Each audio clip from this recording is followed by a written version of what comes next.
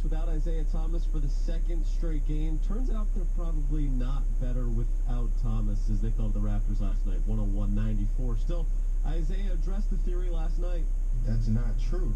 So the chip on my shoulder, that is what it is. I'm always going to have that and use that for motivation. But, I mean, the numbers don't lie. It is what it is. The people who say that is just, they don't even believe it. They just say it. They go home at night, they're not believing it. They're just saying it to get a reaction. And I'm trying my best not to react.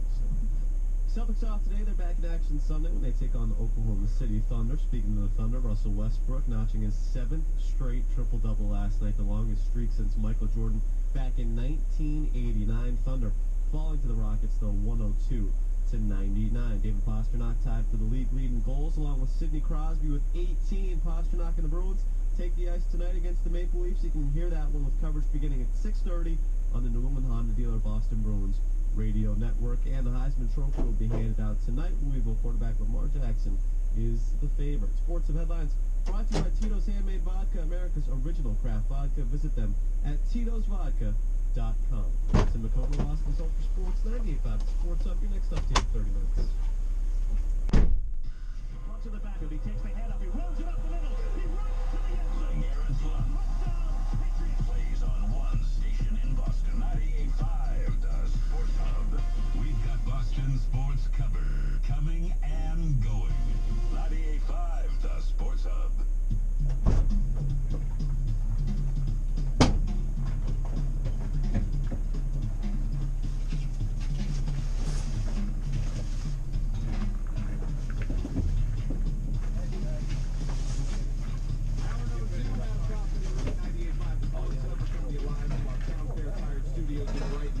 Call in 617-779-0985. Text in 69985. You can get me on Twitter too at Adam M. Compton. Thanks again to Mike Gorman. A lot of great stuff. And again, if you missed any of the Celtics show, podcast will be available online later. I'll tweet it, all that good stuff. We do have one lingering C's call before we dive into Red Sox, Patriots, all that stuff. Let's do that. Bob in North Carolina. What's up, Bob?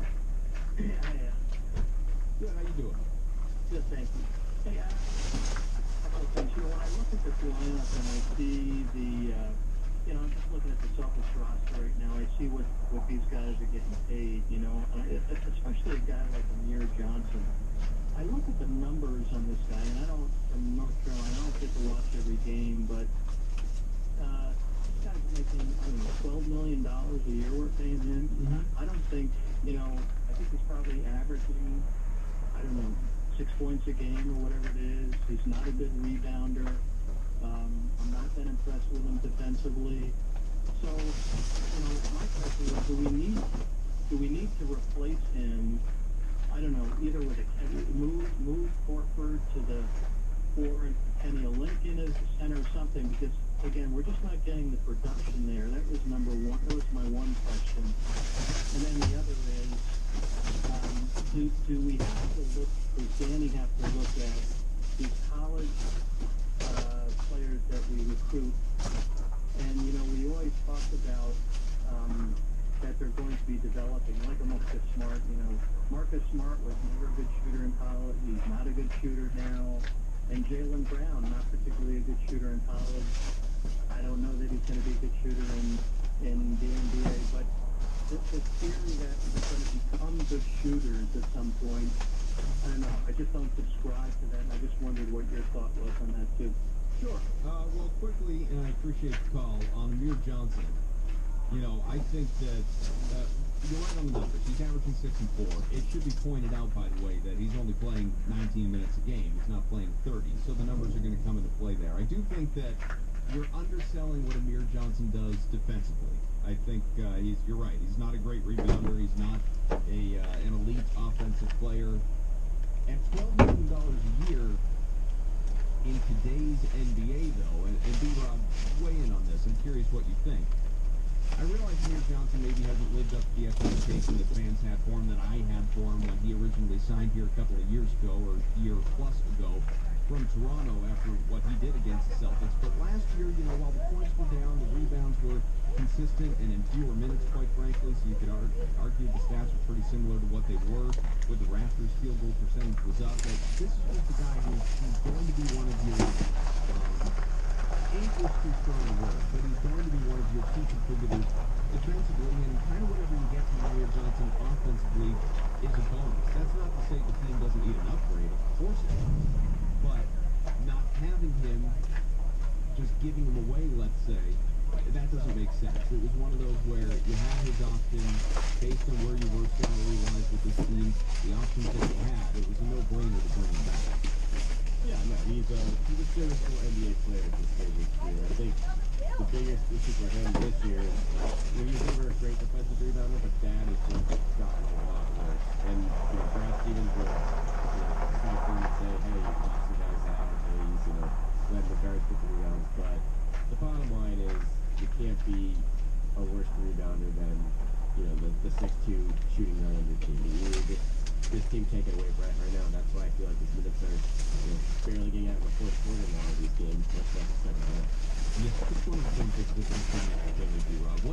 What's Avery Bradley up to? I think it's 8 double-doubles in terms of strictly point rebound games. Not that I don't think he has a ton of system this year anyway, but 8 double-doubles for him, and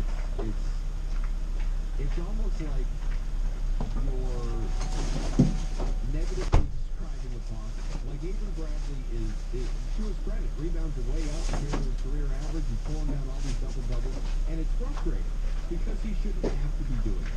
It's not his game.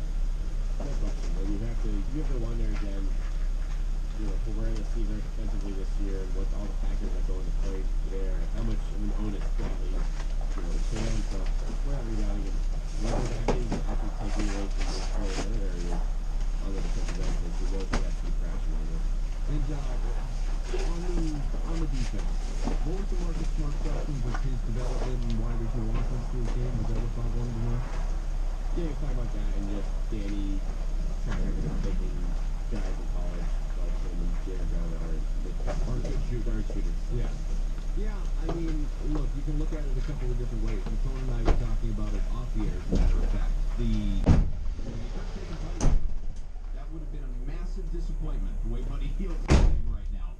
A lot of people around here loved Buddy Hield for what he did in the tournament and the shooter, and you got to bring this guy in. I like Buddy Hield. I didn't like him at number 3, but I like Buddy Hield. He's sucked so far. Jamal Murray. That was my guy. Yeah. And McCone loves Murray as well. McCone was more of a Chris Dunn guy, but obviously Murray has done well. Quite frankly, I don't even remember where I was. I think I was on the Dragon Bender trade just because of the unknown.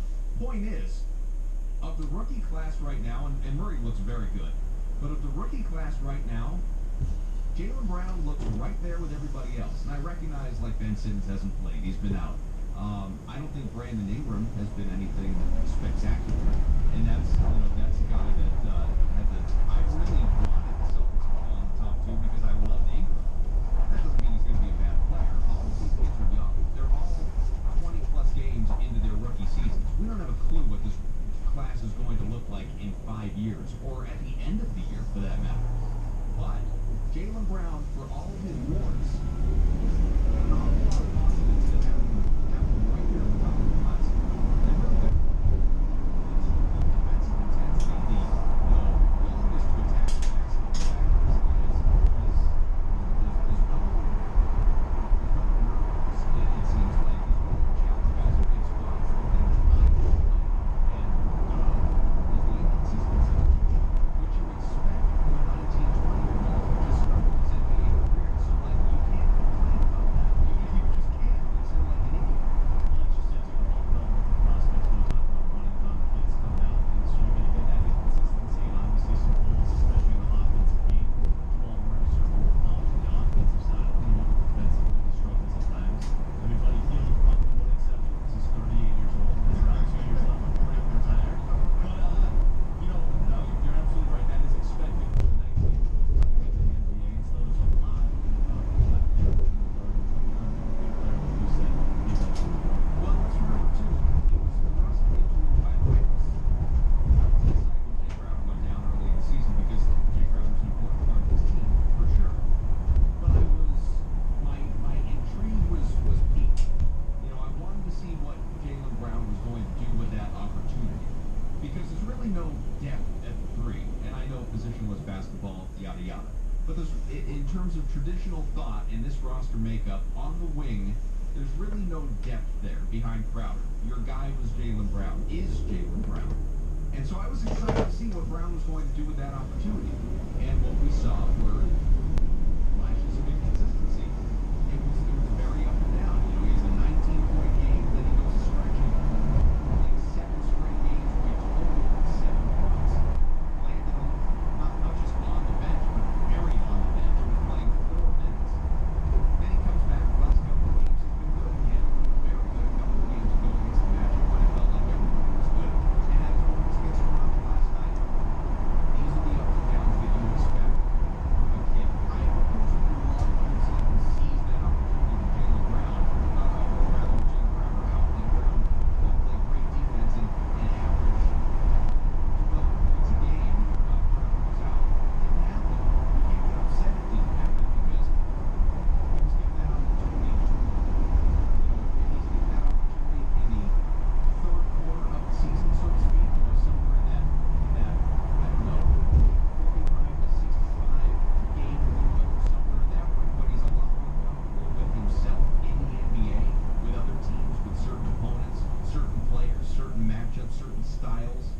You'd see a different performance than you would in the first 15 games of the year. I mean, that goes without saying. So